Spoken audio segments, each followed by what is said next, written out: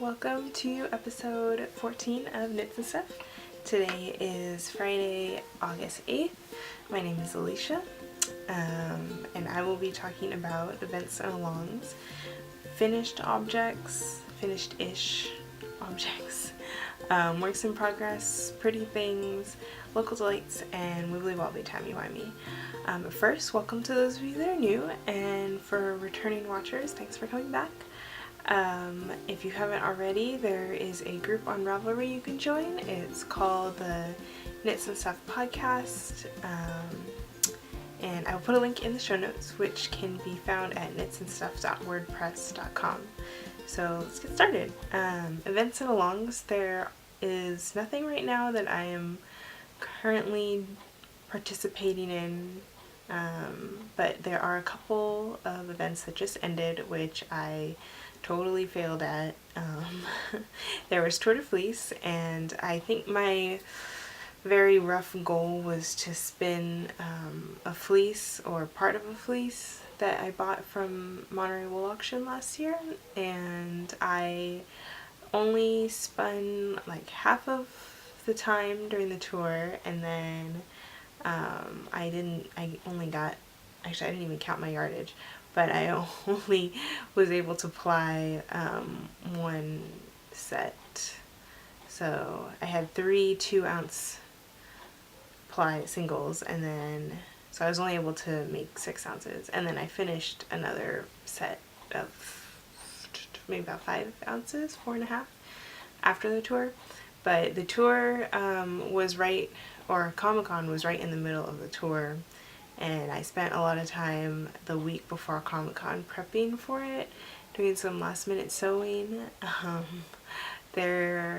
I made a skirt and altered a jacket to make 2 different costumes, which I'll probably have a picture at the end of the costumes, or at least the one of them. I don't know, the other one was I didn't have a good picture of the other one, so anyway, the other event that just finished yesterday was Stash Dash, and I didn't come anywhere near knitting or making 5,000 meters of yarn. I think my last count was a little over 1,000 yards, so not even in meters.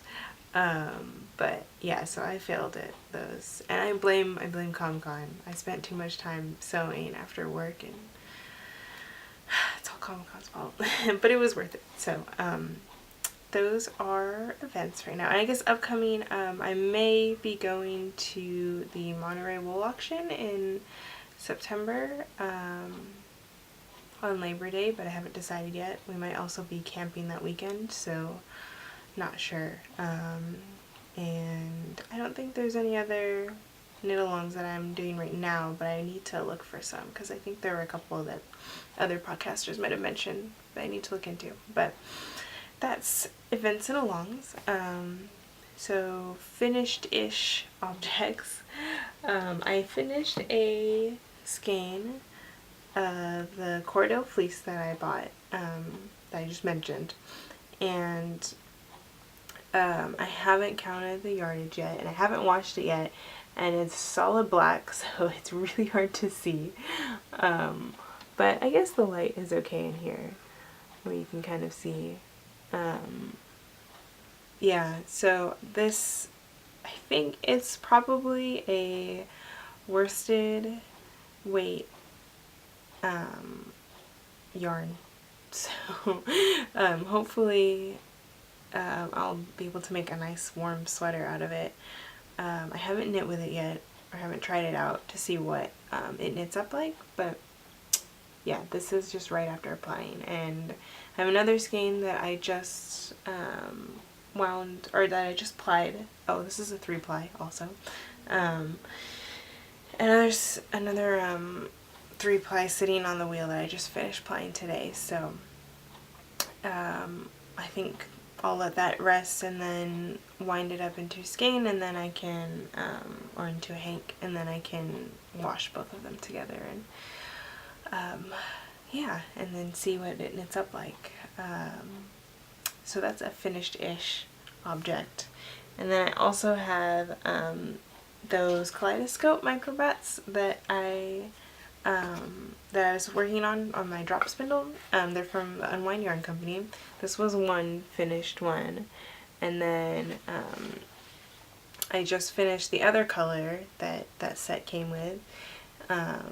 And so I think, as you can see, there is significantly more of, let me focus, oh my, there's significantly more of this one than there is of this one.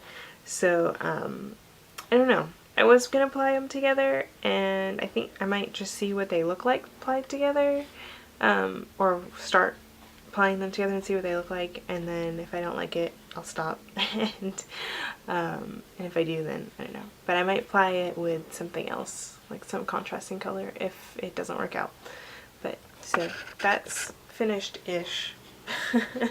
I have no real finished objects, so that's close enough. So works in progress. I am still working on the Vanilla Sock by Jasmine from the Knitmore Girls, and because of all the waiting in line at Comic-Con, I had a lot of time to knit in on the socks that I had. Although I don't know, I knit on this one a little bit, but then I had to stop because I hit the end of the heel flap, and I didn't want to keep going in case I got confused. So this is the second sock, and as you can see, I have the heel flap done. I just finished doing, I guess, would these be gusset decreases as well? I'm not sure. I think so, because it's at the bottom of the foot, but the decreases are on the sides of it. So yeah, so now I'm just have the 60 stitches around, then I'm working until I reach the part where I need to start decreasing for the toe.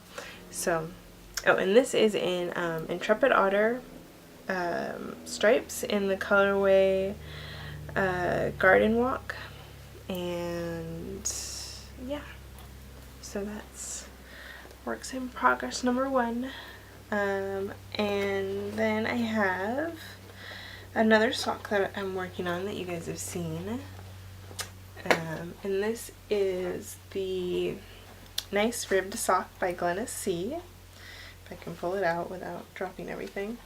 And I've been working on this one a lot. So I think the last time you saw this, I was probably somewhere up here, somewhere in the top section, but I worked on this a lot at the airport, and then at Comic-Con, and then our flight was delayed by like an hour, and then they ended up canceling it, and then we hopped on another flight which would have left around the same time as our delayed flight. So yeah, I had a lot of time at the airport. But so I worked on this a lot, and I am now I don't know, halfway to the toe before I start doing the toe decreases. So, and I love the colors on this one, because I have one sock done and the colors are okay. But this one, it's the blue. I really like that blue, and the pink is nice too. So anyway. Oh, and the colorway is or the yarn is Noro Tayo Sock, and the colorway is 35S, I think, 45S. I thought it was 35. I don't trust my notes anymore. Oh, it's 45. S45? It's all different. So, yeah, and this is also 60 stitches around. And I did the Fish Lips Kiss Heel, which you can kind of see, which I really like. I think if I didn't do it on these, but I think I will be able to do this heel on my next sock, and then I will use the other end of the yarn ball so I don't interrupt the color progression on the front. As you can see, this one's not as clear, but the pink on this one blends really nicely into the next color, but then when because I was knitting back and forth on the heel. But then on the front side you can see this just straight line that where the color change was. So I want to prevent that next time. This one's nice because it stayed pretty blue while I was knitting back and forth, so it's not as noticeable. But anyway, that is a sock. Oh, and I'm knitting both of these socks on US 1s. These are on my signature double points, and the other ones are on Hiya-Hiya's, so US 1s, 2.25 millimeters. And yeah, so that's that. Oh, and also this is a Silver Shed project bag, and this is a Needle Runs Through It project bag. And my third works in progress is, I have the same stuff every week. I promise I'm going to cast on something new soon. I just didn't want to do it during Stash Dash because I felt like I should be finishing stuff, but then I didn't end up finishing stuff anyway, so it didn't matter. But I worked a little bit on the Twigs and Willows cardigan by Alana Dakos, and this is in Madeline Tosh DK in the colorway Night Bloom, and I'm knitting it on US 7s, 4.5 millimeters, and this is the first of 2 sleeves. And I have finally passed the ribbing section, and I am in the stockinette section for a good 100 rows or so. So, still trekking away on this. I was hoping to get this one done for Stash Dash because it would be quite a lot of yardage to count, but I did not finish it. So, yeah. And that is in a bag that my friend made me. Yeah, so that is all of my works in progress. I need to start new spinning soon and I bought some stuff which I will jump to in the next segment, but I want to start spinning it, and then I was like I should wait until I do the podcast so I can show it off first. I also need to take pictures of it, but anyway, yeah, so I will start spinning soon, so next episode I should have some more spinning works in progress. I need to take a break from the black Cordell because it's just all black and it's very repetitive. There's no exciting colors, unlike the Kaleidoscope ones. It's just black. I can't really spin at night that well because the lighting's not the best, or it's not bright enough downstairs, so yeah, anyway, that's all my works in progress. So Pretty Things, I may have caught a couple shop updates and got really excited and bought some stuff. So first, I will, pardon the reach, I will try not to make too much noise. Probably should have taken these out. So I was looking at Pigeon Roof Studios, and it's Instagram, that's what it is. I keep like trying to keep up to date on my Instagram feed and see what everyone's posting, and I started following all these yarn companies because I was like, oh, I buy from these guys, I should follow them on Instagram so I could see like what they're working on and what they're selling, etc, etc. And so I started seeing all the pictures from Pigeon Roof Studios of her new braids that she had dyed up, and I was like, oh, that's pretty, oh, that one's pretty, oh, that one's pretty.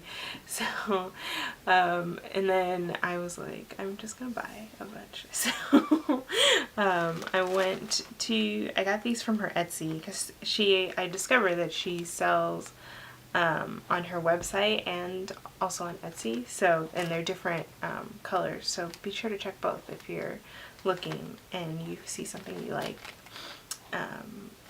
But anyway, so I got 3 braids. They're all 85% merino and 15% nylon, and superwash merino. So I think I'm going to try and spin all of them to make socks, and they're all 4 ounces. I should just show them. I don't know what I'm waiting for. So this is the first one, and that is, I can't tell how focused I am. I can't see. So this is the first one I got, and it's colorway Digger, and it's very pretty. Oh, there you go, there's no reflection that way. I think that's focused. That looks like it's focused. This is why I need autofocus. And this is the second one. It's called Jadeite. And then the third one is called All That Jazz. And there's lots of blues in that one too. So that's what I got from Pigeon Roof Studios. And then I caught a mustache yarn update, which is really exciting. And she shipped it so fast. So Stacy from the Mustache Yarn podcast, which I watch, she started dyeing her own yarn, and it's been really, really popular. And so I decided I needed to try and catch an update. So I caught the most recent one, and she had a couple of Sesame Street themed, inspired colors. So I got a skein of one of those. But I also wanted to show how cute her packaging is. It's got the little twine, and then she has a little stitch marker that she attached to, so that's really cute. And then I will need to unwrap this. I'm going to pause it to unwrap so it doesn't make so much noise. So, okay, unwrapped. This is the her Perfect Sock base. And she said she had two different dye lots of the sesame. One is, I guess the dye took up differently in one lot than the other one. So I got lot A, and I think lot A is a little bit lighter than, or not as bright as lot B. So yeah, but this is, it's I think a 17 stripe repeat, and it's supposed to have all the colors of the different Sesame Street characters. And yeah, so these will be socks, and I think I want to make them like knee high, or as high as they can go. So I'm excited. Oh, it says on the, of course it says right here what lot it is. So this is lot A in colorway Sesame, and her Perfect Sock base is 80% superwash merino and 20% nylon. So yeah, I'm excited.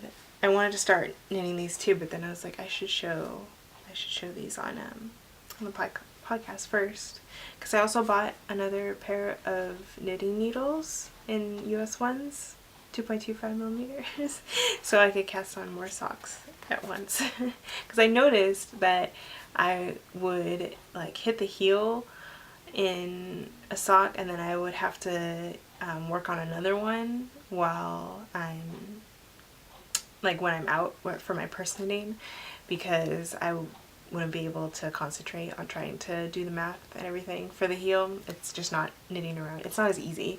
So having two socks on the needles is nice, because then you can put down one and then pick up the other one. But then when I brought my knitting to San Diego, I like hit the heel on both of them, and then I was like, I really should have had a third sock that I cast on, but I only had 2 sets of needles in ones. So now I have 3, so now I can make 3 socks at one time. So that's that. One more thing for pretty things. I went to Pearlescence in Santa Clara. I think it's considered in Santa Clara. Yeah, near San Jose-ish.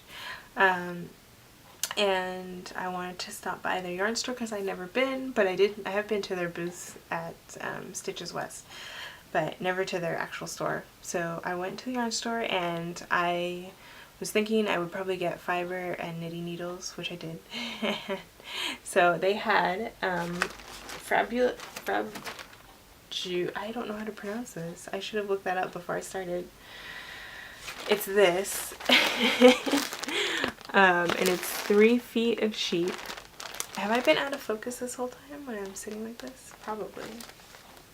Anyway, it's 3 feet of sheep, and it is it's 3 feet of sheep. It's 3 feet of merino wool top that have been dyed, and this is their tourmaline colorway collection. So I think what I'm gonna do, yeah, I think what I'm gonna do is, I was thinking I would split them into 3 and then apply 2 together.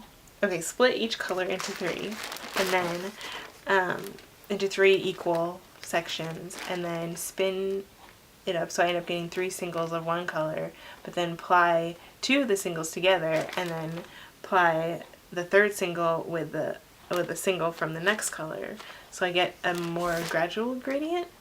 That's what I'm thinking I'm gonna do. I don't know, what do you guys think? And then at first I was thinking I could just spin it all into one giant single, and then Navajo apply it, but I think it'll probably become a shawl, so 2-ply would be fine, and that might be easier. And 8 ounces in one long single is kind of a lot, and I don't like to break up the yarn if I don't have to. So yeah, that is Pretty Things. I wanted to start all of this, but I was like, no, I should wait. But yeah, so that is all of the Pretty Things. So now it's time for Local Delights.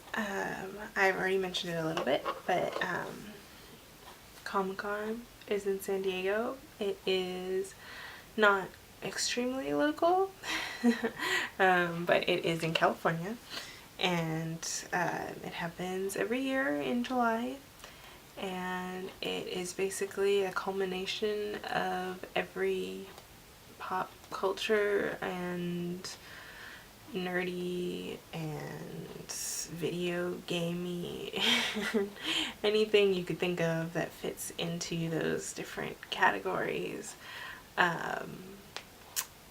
that's there pretty much.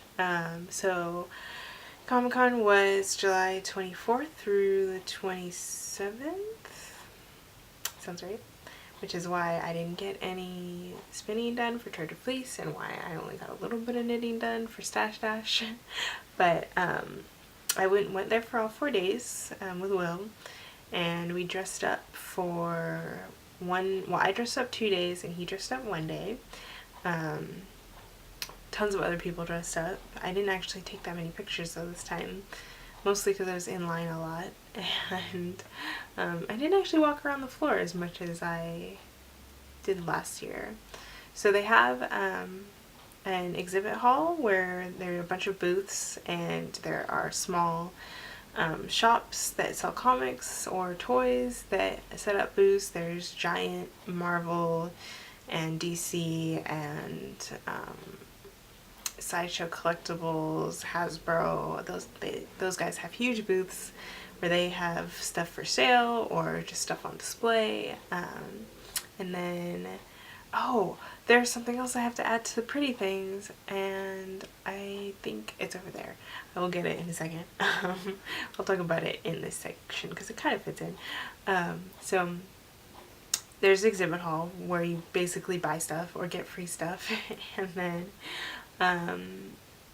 then they have panels where, I really hope that's not too loud, it's my phone vibrating, where they have panels, and those will be pretty much the same kind of things you would see on the exhibit floor, except the actual people talking about whatever they're talking about. So Marvel had a panel and they talked about their movies that they have coming out, and I didn't go to that because that's the big day. Saturday, Hall H, the biggest hall, or the biggest room in the convention center. I think it holds 6,500 people, I think a little less than that.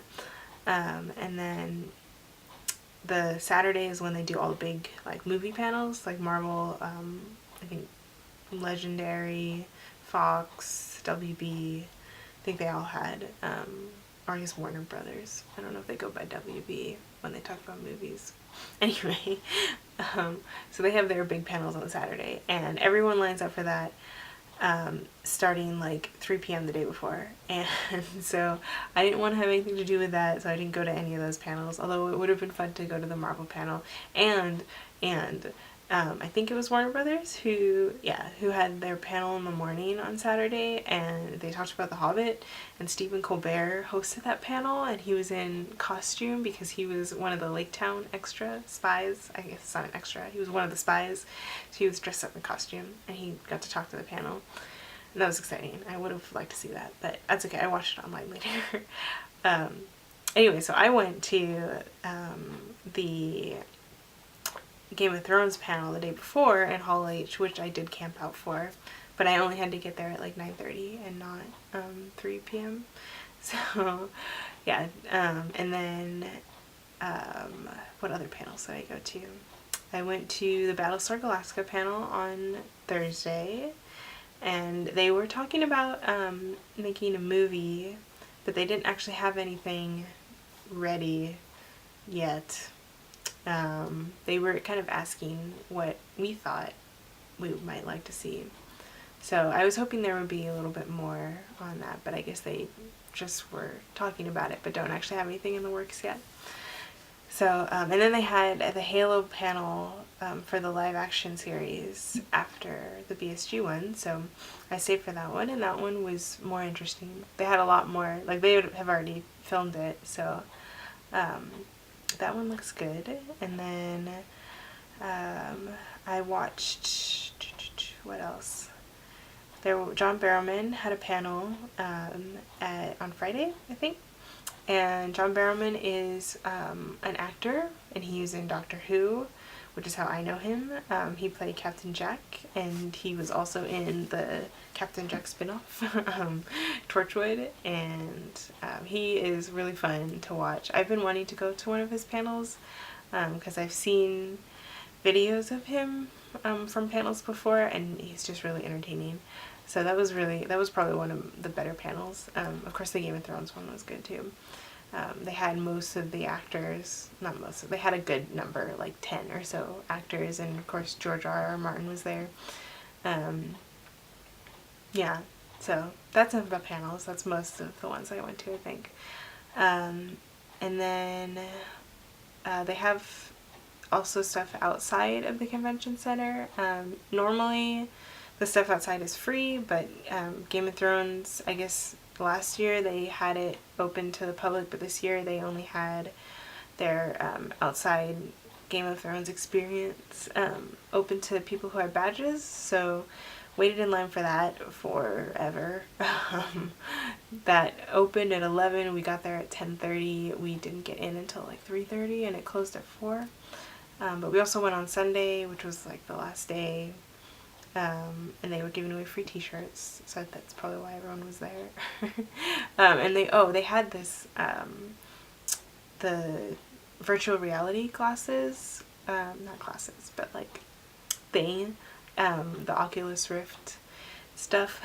So that was absolutely terrifying. I don't want to do that again, but everyone else seemed to really like it, so don't take my word for it. But the Game of Thrones version of that, we went into the the lift that brings everyone up on the wall in the north, where the Night's Watch is. And so you are in the elevator, it brings you up, and then you get swept off. Like, I don't know how, it doesn't make any sense, but you like start flying forward, like flying north off of the wall and over, and then you see these fireballs coming at you, and I guess one of them hits you. But I had my eyes closed for like half the time. I don't know why I did it, it was horrible. But everyone else really liked it, so yeah. And that was, let's see, that's most of what I did at Comic-Con. I did buy a bunch of stuff, not too much, not a bunch, but I did get a little kit for a scarf from Lord of the Rings, from The Hobbit. So I'm gonna go grab that, and I will be right back. Okay, so this is the kit, or at least the box for the kit that I got from the Lord of the Rings Hobbit booth. They were selling these cute little Oh, that's loud. These cute little kits that were put together. The yarn is from the Stansborough, and they have this little description from New Zealand to Hollywood, or yeah. And so they put together a little pattern kit thing for so Beaufort wears a scarf, and I'll have to link to a picture or something in the show notes, but this is the scarf that he wears. And so there's a pattern. It's really simple pattern, but they also have the yarn, and they call it Me Thrill, which is kind of cute. So those are the colors. Everything is colors. So, and it was kind of, I don't know, I've never seen yarn at Comic-Con before, so I was really excited. They also had a wrist warmer kit, but those I think were kind of a larger size and probably more for men. So, and it was just one color. I was like, oh, this one's pretty. So I got this, and I thought I kind of forgot about it. I should have started this one too, but haven't done that yet. So, but that was nice to get. So yeah, that was pretty much it. Comic-Con, I don't know, it's been a little while now. I'm recovered. Sorry, box is loud. I'm pretty much recovered now that it's been a couple weeks. So if, I don't know, if you're into that kind of thing, Comic-Con is really fun. There's tons of people there. They say it's around 130,000 people a day. Is that right? Or is that total? It's either total or per day. It might, yeah. And so there's lots of lines, there's lots of crowds, but there's also tons of people dressing up, tons of things to see, and normally I don't really like crowds or lines. Like, I'm not a big fan of Disneyland. I know. But I will wait in line for things at Comic-Con, and it will be like over 4 hours, and that's fine. That's what knitting is for. So tickets are also really hard to get. But if you're into it and you want to fly out to San Diego, it's a pretty fun trip. You can make like a whole weekend out of it. And you should do it if you, yeah. Or if you have a convention near you. We used to have WonderCon up here, and then LA stole it. Well, Anaheim stole it. I think there were scheduling issues in San Francisco, so they couldn't get the center that they used to book. They couldn't get that anymore. So now they're in Anaheim, so we don't have WonderCon anymore. But if you have a local convention, they're a lot of fun to go to, so you should check it out. Or just go down to San Diego for Comic-Con. You don't even need tickets or badges to get in. Well, you need them to get in. You don't need them to watch people or go to some of the outside events. And yeah, it's a good weekend to go down. Although it's an expensive weekend to go down. If you're gonna go down, I don't get a hotel. Find somewhere else to stay because it's expensive. Yeah, so that is Local Delights, which would bring us to Wibbly Wobbly Timey Wimey. Doctor Who, it's August, guys, it's August. Doctor Who starts in, I didn't count how many days, on August 23rd. And it's coming up. It's like 3 weeks. 2 weeks? 3 weeks? I can do math.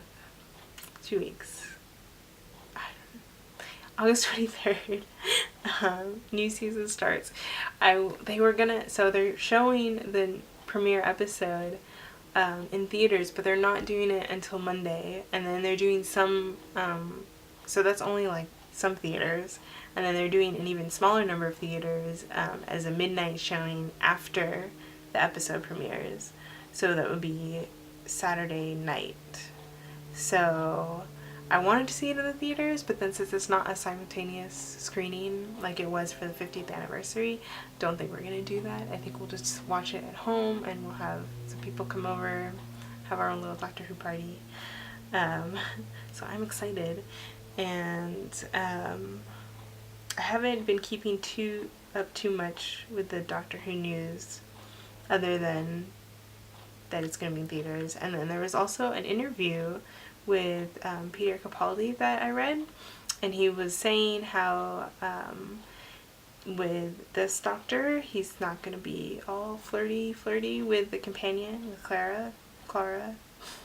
So they're going to have a different sort of interaction, because all, I guess maybe not Donna, but all of the companions have, had like a flirty relationship. Even, I mean, I guess they kind of had like a flirty relationship, but it was like a different kind of flirty relationship with Donna and the Doctor, because they were kind of seemed to be like they were around the same age, whereas Amy and Clara and Rose and Martha seemed like, I don't know, well, those were like, interests,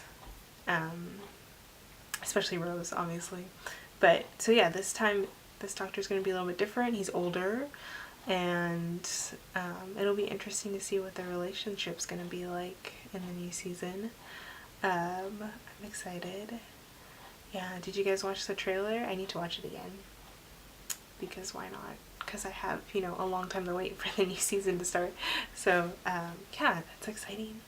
It's coming up, and then maybe we'll talk about the episodes each week, or the 2 episodes each week, and discuss that.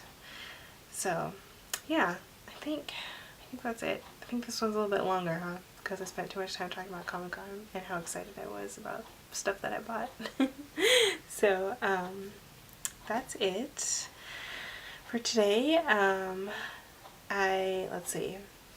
Show notes are knitsandstuff.wordpress.com. I am Eliana Knits on Ravelry. Some of you follow me on Instagram. I'm unperfect529, as well as on Twitter and Pinterest and most other social media. Those are the main ones that I'm active on. And yeah, that's it. Okay, I will see you guys in 2 weeks. Bye!